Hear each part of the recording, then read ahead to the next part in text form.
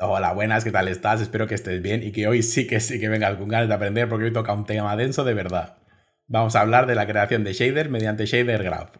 Ya antes de empezar el vídeo os tengo que hacer una pequeña advertencia porque esto es una introducción a Shader Graph y por favor no te sientas abrumado por la cantidad de nodos que vas a ver, ni te sientas abrumado por la cantidad de información que no vamos a ver, porque solamente vamos a presentar las bases para trabajar con Shader Graph. Porque la creación de shaders complejos, como casi todo lo que ocurre en el mundo del desarrollo de videojuegos, lleva muchísimo tiempo de práctica, porque saber cuándo utilizar cada nodo y cómo utilizarlo lleva muchísimo de tiempo, de verdad. Y si no, ya lo verás a medida que vayamos haciendo los ejercicios que tengo programados para este vídeo, que son 3. Vamos a realizar 3 shaders utilizando Shader Graph, de menor a mayor dificultad, obviamente, que te van a ayudar a entender cómo funciona el editor y cómo gestionar los diferentes nodos para conseguir los resultados que buscas. Así que empezamos con el vídeo. Yo soy Wilk, esto es Wilk's Playground y empezamos.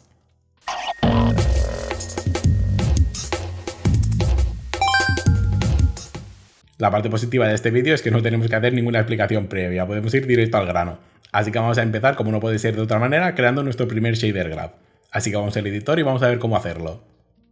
Bien, pues vamos allá. Para crear un shader graph tenemos que hacer exactamente lo mismo de siempre. Tenemos que ir a la carpeta donde queramos crearlo, vamos a presionar el botón derecho, sección Create, apartado Shader Graph, y para mantenernos fijos en el shader que vimos en el vídeo anterior vamos a seleccionar URP y Lead Shader Graph. Esto nos va a crear un shader graph basado en el shader lead de Universal Render Pipeline. Y una vez con el shader graph creado, lo único que tenemos que hacer es llamarlo como queramos y pulsar doble clic para abrir el editor. Esto te va a abrir una ventana que será el editor de shader graph con una presentación bastante parecida a la que ves en pantalla. Bueno, pues ahora que sabes cómo crear un shader graph, lo único que queda por ver es cómo funciona el editor de shader graph dentro del editor de Unity. Así que vamos al editor de shader graph y vemos qué secciones tenemos para configurar nuestro shader. Pues lo dicho, es hora de ver los componentes que conforman el editor de Shader Graph. Empezaremos por la ventanita flotante que tenemos arriba a la izquierda, que contendrá las variables expuestas que podrán ser modificadas desde el material. De esta sección pasamos al tab que encontramos abajo a la derecha, que contendrá la previsualización del material. Desde esta ventana podremos ver cómo se renderizará el material sobre diferentes mallas que podemos seleccionar con el botón derecho del ratón. De esta manera podemos ir viendo cómo se modifica el material y cómo quedará una vez terminado. Y nos quedan dos secciones más por ver, la de arriba que viene con el título de Graph Editor que mostrará las propiedades generales del shader. Estas propiedades, como puedes ver, son muy parecidas a las vistas en el vídeo anterior. Encontramos las mismas propiedades de Workflow Mode, Surface Type, Render Face y Cast Shadow o Receive Shadows, entre otras muchas propiedades que puedes ir jugando y utilizando para ver qué resultados tienen. Aparte de la propiedad de Material que podemos especificar si se da de tipo Lead o de tipo Unlead o la que queramos seleccionar. Y la última parte que nos queda por ver es la parte central, que es donde desarrollaremos nuestro shader, que como puedes ver parte de un nodo con dos elementos, el Vertex Shader y el Fragment Shader, que como ya vimos en el vídeo anterior, el Vertex Shader se utilizará para modificar los vértices del objeto, mientras que el Fragment Shader se encargará del color del modelo. Entonces empezamos por los componentes que encontramos en Vertex Shader. Como vemos son Position, que determinará las posiciones de los vértices, Normal, que determinará su normal, y Tangent, que determinará su espacio tangencial. De esta sección por regla general se utiliza sobre todo la posición y la normal de los vértices. Y de las propiedades de Fragment Shader encontramos exactamente las mismas propiedades que vimos en el vídeo anterior explicando el Shader Lead de URP. Y sabiendo cómo crear Shader Graph y las secciones que tiene el editor para configurar nuestro shader, lo único que nos queda es ponernos manos a la obra y empezar a practicar. Para ello, como he dicho, tengo 3 ejercicios preparados, de menor a mayor dificultad. Empezaremos con un ejercicio simple que nos va a permitir la interpolación entre un color y otro. Esto quiere decir que empezaremos con el color A e iremos pasando gradualmente hasta el color B. Vamos al editor de Shader Graph y vamos a ver cómo podemos conseguirlo. Así que vamos allá, vamos a crear nuestra primera variable expuesta en la parte de arriba a la izquierda. Vamos a pulsar el botón de más y vamos a seleccionar la variable de tipo color y la vamos a llamar color A. Una vez con esta variable creada la podemos arrastrar al editor y arrastrando su nodo de output la podemos asociar al base color del Fragment Shader.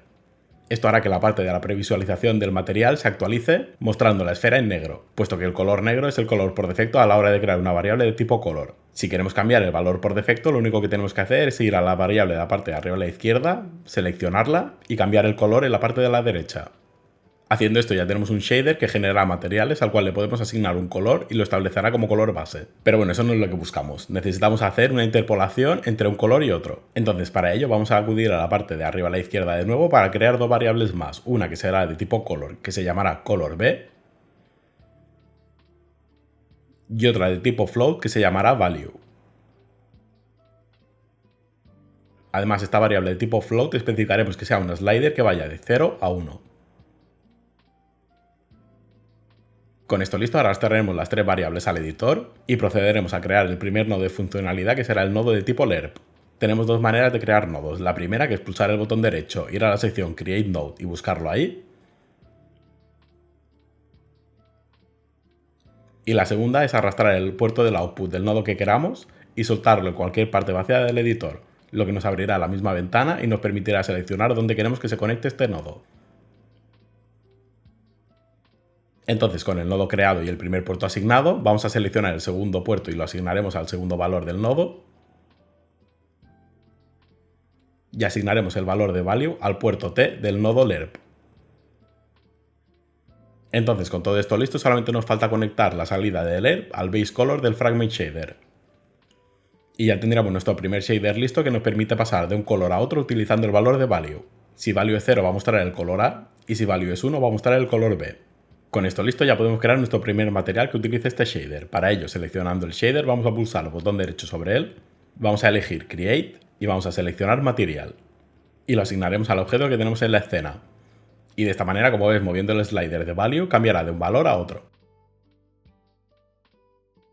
Y modificando los colores verás que se modifican también los colores del material.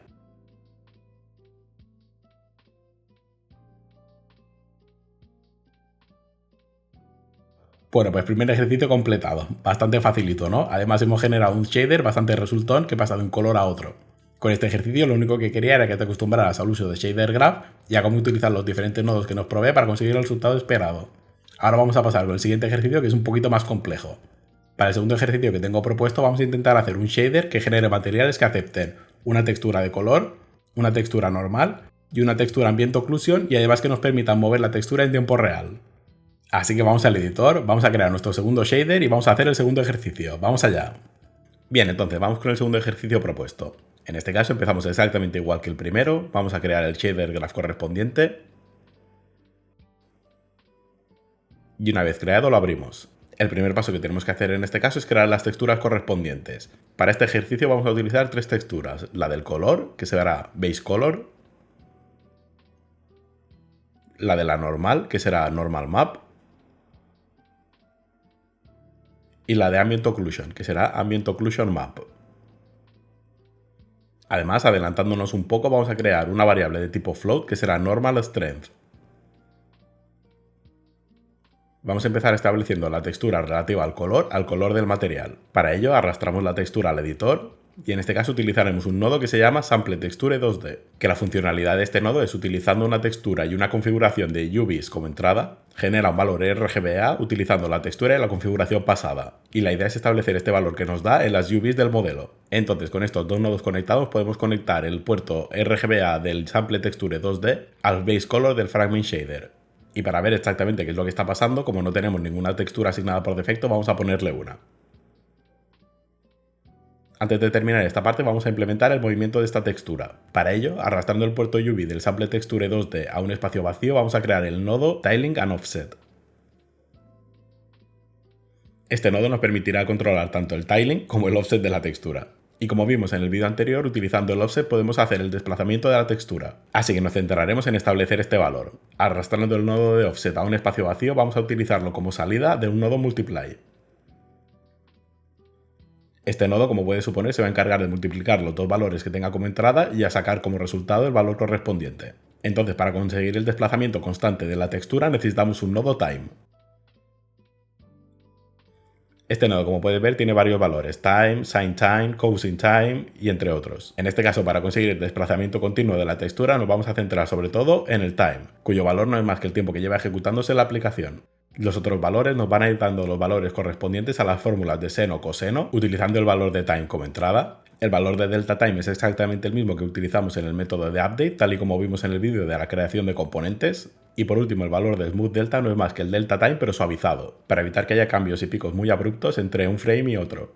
Entonces, volviendo al shader, conectaremos la propiedad de time al puerto de entrada A del nodo multiply. Haciendo esto puedes ver que la textura ya se empieza a mover, pero ahora tenemos que determinar con qué velocidad se moverá. Entonces, arrastrando el puerto B del nodo multiply a un espacio vacío, crearemos un nodo de tipo float. Así aprovecharé para enseñaros otro método para exponer variables. Ahora con el nodo float creado vamos a pulsar clic derecho encima de él y vamos a ir a la sección de Convert to y seleccionaremos la opción de Property. Y esto, como ves, ha cambiado este nodo por la utilización de una variable que ha sido introducida en la parte superior izquierda. Ahora la seleccionamos y la podemos renombrar a Displacement.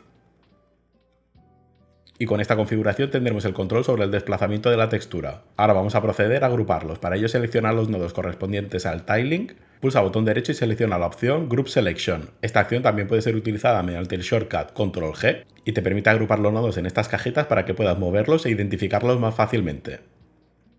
Y con esto ya tenemos perfectamente controlado el desplazamiento de la textura de color. Ahora vamos con el resto de texturas. Vamos a continuar con Ambient Occlusion, que va a ser más parecida que el Normal Map, y para ello vamos a arrastrar la textura correspondiente a Ambient Occlusion al editor. Vamos a crear exactamente igual un nodo Sample Texture 2D, y en este caso, aunque podemos utilizar la propiedad de salida RGBA del nodo Sample Texture 2D, vamos a utilizar la propiedad de Red, porque exactamente igual que ocurre con Metallic Map y el resto de mapas que utilizamos en modo Grayscale, por regla general el valor de Red es el único que se lee, así que mejor asegurarnos de que únicamente lea ese valor. Y como ya tenemos el sistema de tiling y offset creado, pues vamos a conectar el puerto de salida al puerto de entrada UV del Sample Texture 2D para el Ambient Occlusion. Y ya por último vamos a tratar el tema del Normal Map. Y exactamente igual que en los otros casos vamos a arrastrar la textura al editor. En este caso también irá conectado al nodo Sample Texture 2D, pero tenemos que hacer una pequeña diferenciación. Una vez con el nodo creado, en la parte de abajo verás una propiedad que se llama Type. Al crear este nodo está especificada en el valor default, pero tenemos que ponerlo en el valor normal. Y en este caso no conectaremos directamente la salida Sample Texture 2D al campo normal del Fragment Shader. Antes lo pasaremos por un nodo que se llama Normal Strength. Así que arrastraremos el puerto de salida RGBA del Sample Texture 2D a un espacio vacío del editor y crearemos el nodo Normal Strength. Adelantándonos, vamos a crear una variable de tipo float que se llame Normal Strength y la arrastraremos al editor para establecerla como entrada de la propiedad Strength del nodo Normal Strength. Y con esta configuración lista, ahora sí que podemos arrastrar el output del nodo Normal Strength a la propiedad normal del Fragment Shader. Ah, y antes de terminar, que se nos ha olvidado conectar el nodo Tiling and Offset a la configuración de UVs del Normal Map. Y ahora sí que lo tenemos todo listo. Vamos a eliminar las imágenes que hemos utilizado por defecto para que al crear un material no tenga ninguna imagen establecida. Guardamos el shader y vamos a crear un material para probarlo en nuestro modelo.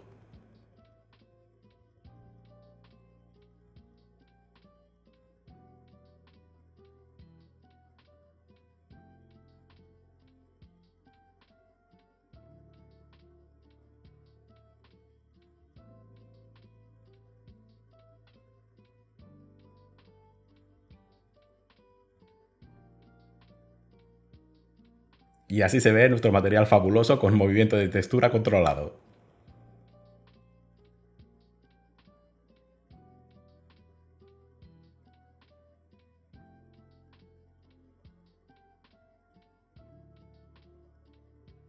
Bueno, esto es otra cosa, ¿eh? Ya se está poniendo interesante el asunto. Al final, como ocurre con todo, cuanto más nodos conozcas y más sepas utilizarlos, mejores efectos y mejores shaders tendrás. Bueno, haciendo los ejercicios se me había olvidado completamente el tema del feedback, así que antes del tercer ejercicio, ahí va. Ya sabes cómo va, ¿no? Si te gusta este tipo de contenido y aún no estás suscrito al canal, por favor suscríbete, dale a me gusta al vídeo si te ha gustado y si tienes alguna duda o algún comentario, por favor utiliza la sección de comentarios para ponerlo, que intentaré contestarlo lo antes posible. Que ya sabes que, como te digo en cada vídeo, a YouTube le gusta muchísimo este tipo de interacción, a ver si conseguimos llegar a más gente que esté interesada en el mundo del desarrollo de videojuegos. Y ahora sí que sí, vamos con el tercer ejercicio donde pondremos toda la carne al asador. Y pasamos directos al último ejercicio, donde tengo previsto utilizar todo lo que hemos visto hasta ahora y algunas funcionalidades más, juntamente con la alteración de la posición del Vertex Shader, lo que nos va a permitir modificar la posición de los vértices del objeto. Así que vamos a ver cómo podemos modificar los vértices del objeto utilizando una fórmula sinusoidal. Vamos al editor y creemos nuestro último Shader Graph. Bueno, pues como digo, es hora de poner toda la carne al asador. Vamos allá, vamos con el tercer ejercicio. Para este ejercicio intentaremos recrear agua hirviendo con las burbujas saliendo a la superficie o una gota de agua cayendo encima de un charco produciendo ondas. Y todo esto lo conseguiremos sin el uso de texturas, ya lo veréis. Para que después digan que las matemáticas o física en este caso no sirve para nada. Para ello, y antes de nada, vamos a pedirle un poco de ayuda a la física y, por qué no admitirlo, también un poquito a ChatGPT, para que desarrolle esta fórmula de onda basada en una función sinusoidal y que además se atenúe a medida que se aleja del punto de origen. Para explicar un poquito la fórmula encontramos tres secciones diferentes. La sección de la función sinusoidal, que básicamente va a determinar la onda, la amplitud, que va a determinar el tamaño de la onda, y la última sección, que es la correspondiente a la atenuación, que va a hacer que la onda disminuya a medida que se aleja del punto de origen. Entonces, con esto explicado y esta pequeña introducción al mundo de la física, volvemos a Unity y vamos a crear el último Shader Graph. Para ello, exactamente igual que hemos hecho en los ejercicios anteriores, empezamos creando el Shader Graph y abriendo el editor.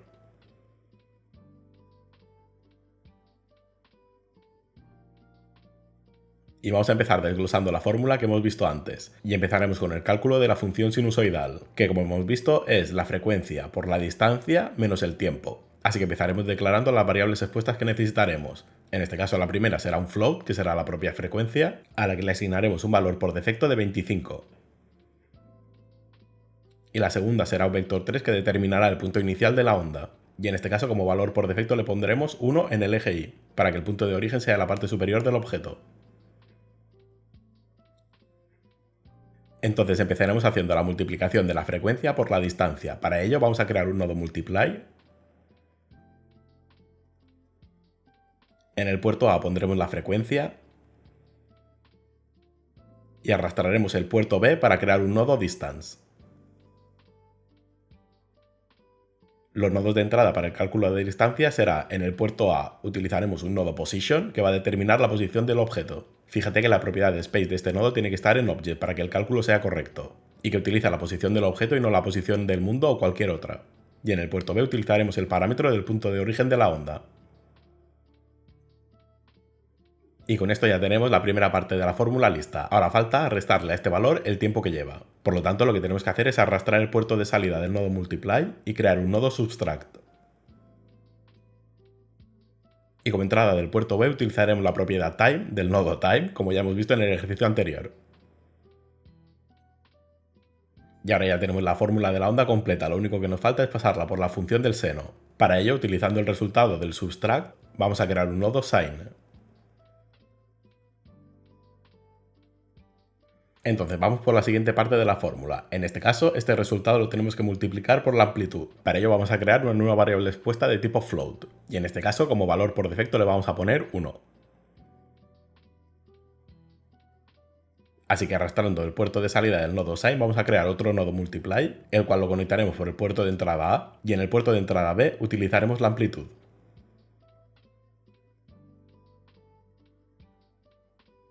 Y vamos con la última parte de la fórmula, que será la función exponencial, que se encargará de hacer la atenuación de la onda. Y volvemos a crear otro float expuesto para determinar la atenuación de la onda. En este caso le pondremos un 4 como valor por defecto. Empezaremos arrastrando la distancia que ya tenemos calculada en los pasos anteriores y crearemos un nodo multiply al cual conectaremos por el puerto A y en el puerto B le asignaremos la atenuación.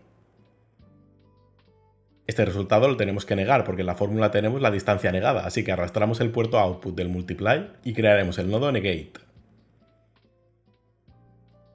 Y lo único que nos falta es aplicarle la función exponencial, así que arrastramos el puerto de salida del nodo negate y creamos el nodo exponential.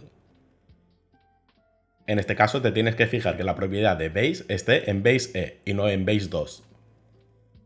Y con esto ya tenemos todos los componentes de la fórmula lista. Lo único que nos falta es conectar los dos resultados con un nodo multiply. Y con la fórmula de la onda lista vamos a seleccionar todos los nodos que hemos creado y vamos a agruparlos bajo el nombre de Ripple Fórmula. El resultado del valor de la fórmula de la onda tiene que ser sumado a la posición del vértice, pues para que forme una onda. Entonces, para conseguir este efecto, y antes de conectarlo al nodo position del vertex shader, tenemos que crear un nodo add, cuyo valor del puerto A sea nuestra salida de la fórmula, y el nodo B sea un nodo position para que parta del punto original del objeto. Y el resultado de esto lo conectamos directamente a la propiedad position del vertex shader. Y después de casi 5 minutazos por fin ves algo de lo que estamos haciendo. Aunque no es exactamente lo que buscábamos porque tenemos que añadirle una cosita más. Como ves, el resultado se parece, pero no es lo que buscábamos. El fallo que estamos teniendo es que no estamos multiplicando el valor de la fórmula por el valor de la normal del vértice, que nos va a ayudar a ajustar correctamente la modificación del vértice. Así que vamos allá, vamos a eliminar la asignación del puerto A del nodo add y utilizando este mismo puerto vamos a aprovechar para crear un nodo multiply. Así que de este puerto multiply que acabamos de crear, obviamente el puerto de entrada A será nuestra función. Y como puerto de entrada B utilizaremos un nuevo nodo que será normal vector, que nos dará la normal del vértice. En este caso el modo space de este nodo también tiene que estar en modo object. Y así deberías ver un resultado muy parecido al que estás viendo en el editor ahora mismo. Y ya puedes decir que has creado tu primer vertex shader. Pero bueno, como he dicho antes, vamos a poner toda la carne al asador y vamos a ir con el fragment shader, para que el objeto tenga un poquito de color. Y para presentar otros nodos vamos a hacerlo sin usar texturas. Así que empezaremos creando un nodo del tipo simple noise, que generará una imagen de ruido de manera procedural. Como valor del puerto de entrada scale le pondremos 200. Y conectaremos el puerto de salida a un nodo add. que nos ayudará a controlar la iluminación de esta imagen. Para ello, en el otro valor del puerto add pondremos un 2. Y utilizando el valor de salida del nodo add que acabamos de crear, vamos a crear otro nodo multiply que nos ayudará a darle el color. Entonces en el otro puerto del nodo multiply aprovecharemos para crear un nodo de tipo color, el cual vamos a exponer utilizando la técnica que hemos visto en el ejercicio anterior, clic derecho, convert to property, y la vamos a llamar watercolor, y como valor por defecto pues le pondremos un color azul. Y el resultado de este multiply lo podemos conectar directamente al base color del fragment shader. Y así va mejorando la cosa, pero creo que le falta un poquito de gracia. Vamos a añadirle un par de cositas más. Lo primero que me gustaría hacer es añadirle un pequeño movimiento a esta imagen que acabamos de crear. Y esto lo vamos a conseguir repitiendo la misma técnica que vimos en el ejercicio anterior. Utilizando el puerto de entrada de UV del Simple Noise vamos a crear un tiling and offset. Vamos a especificar 5 como valor de tiling. Y vamos a arrastrar el puerto de offset para crear un nodo multiply. Entonces, como ya hemos hecho antes, vamos a conectar el puerto de entrada a la property time del nodo time. Y vamos a aprovechar el puerto de entrada B para crear un vector 2 que determinará la velocidad de movimiento. Así podemos gestionar el movimiento de cada eje de manera independiente. Utilizaremos estos valores para poner un valor muy pequeño para que el agua se mueva lentamente. En este caso vamos a utilizar 0,005. Y ya vemos que esto empieza a moverse. Pero como que huele un poquito raro esto, ¿no? Como que es muy fácil detectar el patrón que está siguiendo el agua. Así que vamos a añadirle otra capita más que evitará que se detecte tan fácilmente el patrón. Para ello vamos a seleccionar los nodos que hemos creado ahora, excepto el de Time, y vamos a crear un grupo que se llame Water Noise. Y con el grupo seleccionado vamos a pulsar Control C para copiarlo y Control V para pegarlo. Y ves lo fácil que es añadir otra capa más. Para esta capa vamos a modificar un poco los valores que teníamos hardcodeados en la capa anterior. Vamos a cambiar el vector de velocidad de 0,005 a menos 0,025 en el eje X y 0,07 en el eje Y. Para los valores del tiling vamos a pasar de 5 a 2. Y la escala del Simple Noise va a pasar de 200 a 275. Y lo último que nos queda es determinar exactamente cómo vamos a juntar estas imágenes. Bueno, pues lo vamos a hacer con un nodo nuevo que será el nodo Blend. Para ello vamos a eliminar la asociación del puerto Add. Y utilizando este puerto vamos a crear un nodo Blend, que como puerto base va a tener la primera imagen y como Blend va a tener la segunda. Y así podríamos dar por finalizado este shader, que bueno, así no está nada mal, pero bueno, falta un parámetro más que podemos ajustar, que es la velocidad con la cual se desplazan las ondas.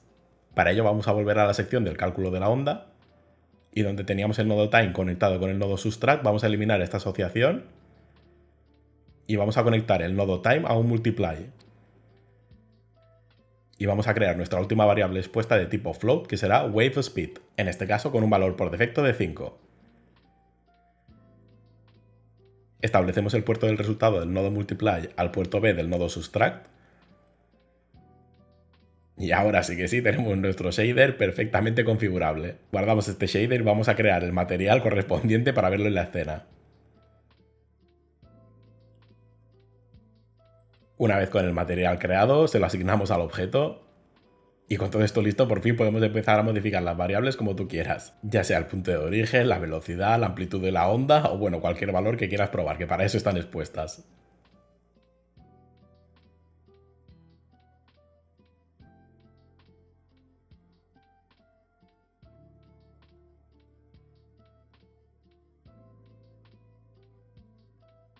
Y de esta manera, con esta configuración, conseguimos el shader que buscábamos desde un principio. Y con estos ejercicios que hemos hecho no hemos visto absolutamente nada de Shader Glove. Imaginaos la cantidad de nodos que disponemos para hacer nuestros shaders y crear nuestros efectos. Así que antes de terminar el vídeo me gustaría hacer un recordatorio a lo que he dicho al principio del vídeo. No te abrumes por la cantidad de nodos que hemos visto. Esto se va haciendo con la práctica y se va buscando a medida que vayas necesitando hacer diferentes efectos. No pretendas realizar todos los efectos súper complejos al principio porque ya te digo que es imposible. A medida que vayas practicando y vayas generando shaders diferentes vas a conseguir más experiencia, vas a tener más habilidades y vas a saber cómo hacer las cosas de cierta manera. Así que no te abrumes, como te digo, tómatelo con calma, ves paso a paso, ves haciendo shaders cada vez más complicados y verás que cada vez te será más fácil hacer los efectos que tú buscas. Y nada, si has llegado hasta aquí, ya sabes, muchísimas gracias por ver el vídeo completo, espero que te haya gustado, que te haya entretenido y que hayas aprendido algo nuevo. Nos vemos en el próximo vídeo con una nueva sección y chao.